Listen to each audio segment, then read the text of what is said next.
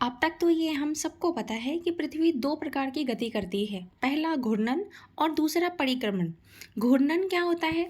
जब पृथ्वी अपने ही अक्ष पे घूमती है जिसकी वजह से दिन और रात होते हैं, उसे हम घूर्णन कहते हैं। परिक्रमण क्या होता है? जब पृथ्वी सूर्य के चारों ओर चक्कर लगाती है जिसकी वजह से मौसम बदलते हैं।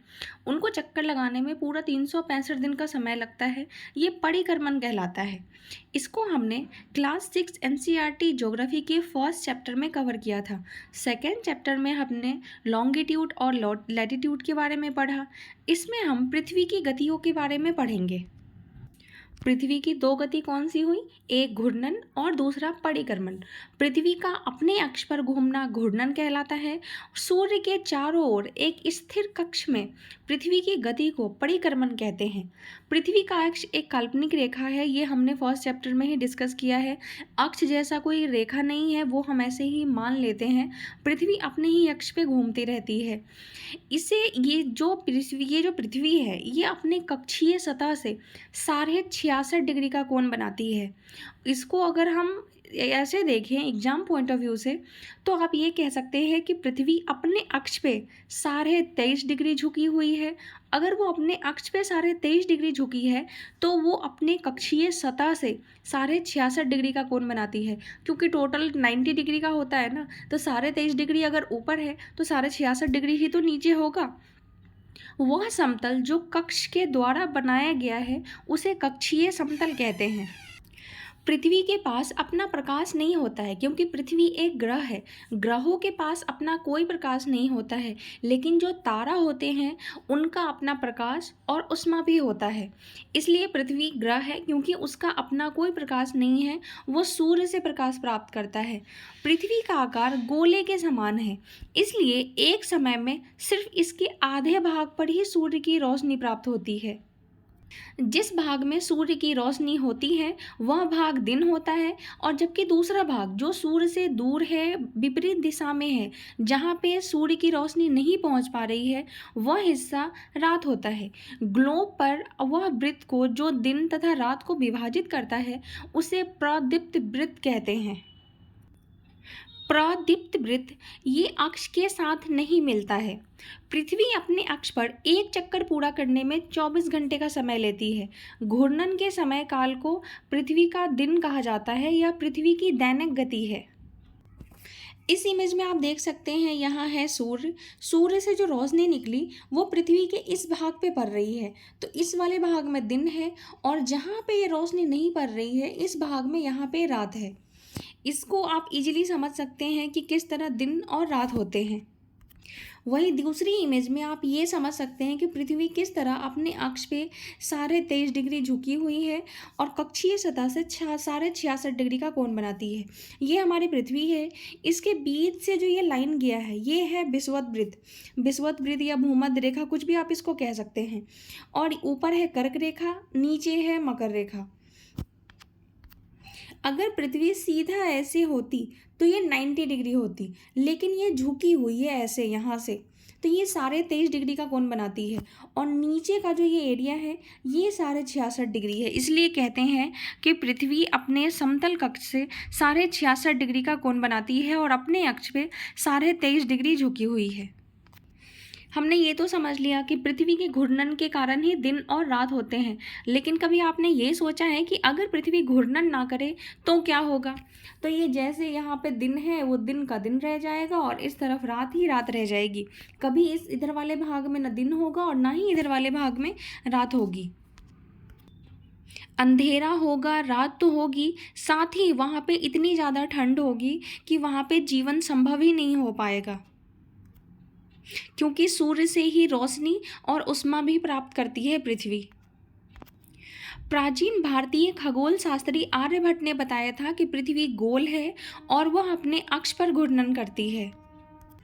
पृथ्वी की पहली गति घूर्णन, जिसके कारण दिन और रात होती है, और पृथ्वी की दूसरी गति जो सूर्य के चारों ओर कक्ष में होती है उसे परिक्रमण कहा जाता है। पृथ्वी को एक चक्कर लगाने में 365 दिन और 6 घंटे का समय लगता है, लेकिन हम अपनी सुविधा के लिए इस 6 घंटे को नहीं जोड़ते हैं और यही 6-6 घंटे 4 साल में मिलके 24 घंटे हो जाते हैं। तो वो साल लीप ईयर का होता है और हम फरवरी में 1 दिन बढ़ा देते हैं, जिससे कि ये पूरा बैलेंस हो जाता है।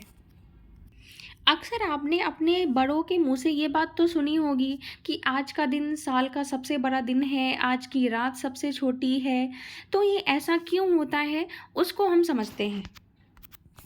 यहाँ है हमारी पृथ्वी और हमारी पृथ्वी पश्चिम से पूर्व की ओर दीर्घवृत्ताकार पथ में सूर्य के चक्कर लगाती है, ऐसे। और जब हमारी पृथ्वी सूर्य के पास होती है तो गर्मी होगी ज़्यादा, और जब दूर होगी तो सर्दी होती है पृथ्वी पे। पृथ्वी के दूर या पास होने की वजह से ही, चक्कर लगाने के कारण ही हमारे यहाँ मौसम बदलते हैं। मौसम पृथ्वी पे को टोटल 4 प्रकार के होते हैं: गर्मी, सर्दी, शरद और बसंत। ये सभी पृथ्वी के सूर्य के पास और दूर होने पर ही निर्भर करता है कि कब कौन सा मौसम आएगा।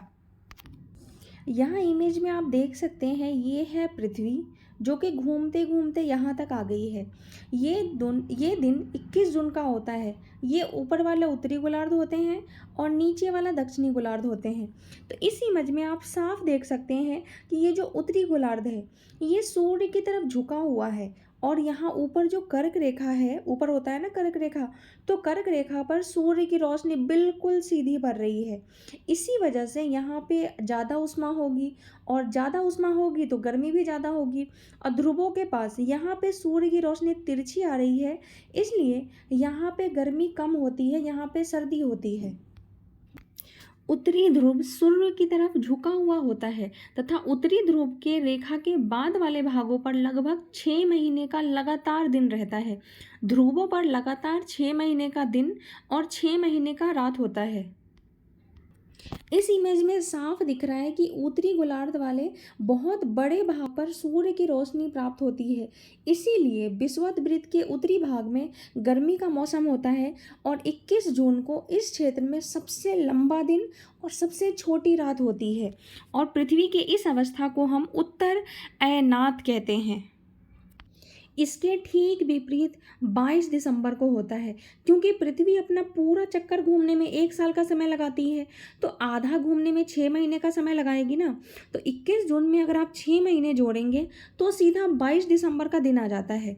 तो 22 दिसंबर में दक्षिणायनात होती है। वहाँ पे क्या होता है, 22 दिसंबर को दक्षिण ध्रुव के सूर्य की ओर झुके होने के कारण मकर रेखा पर सूर्य की किरणें सीधी पड़ती है।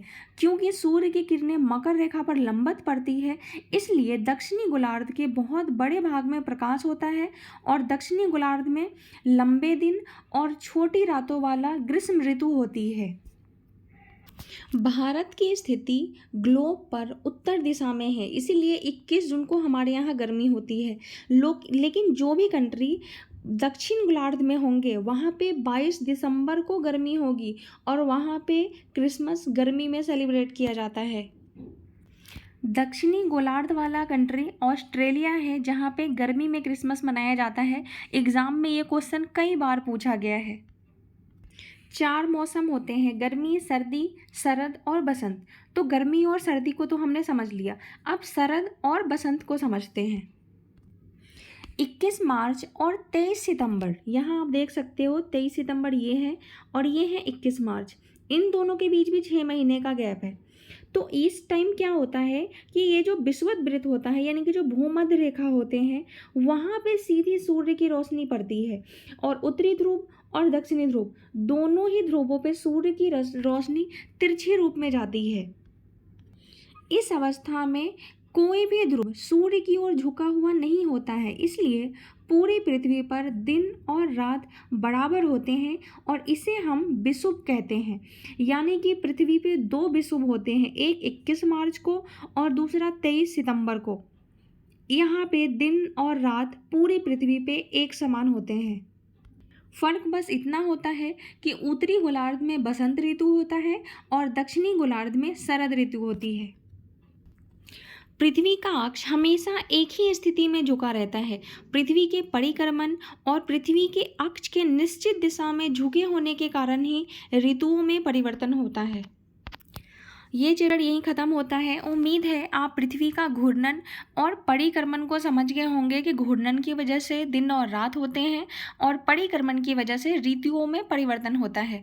अगर वीडियो अच्छी लगी हो तो लाइक करके कमेंट में ज़रूर बताएं और ऐसे ही और इन्फॉर्मेटिव वीडियो के लिए हमारे चैनल को सब्सक्राइब करें। मेरे साथ बने रहने के लिए थैंक यू सो मच।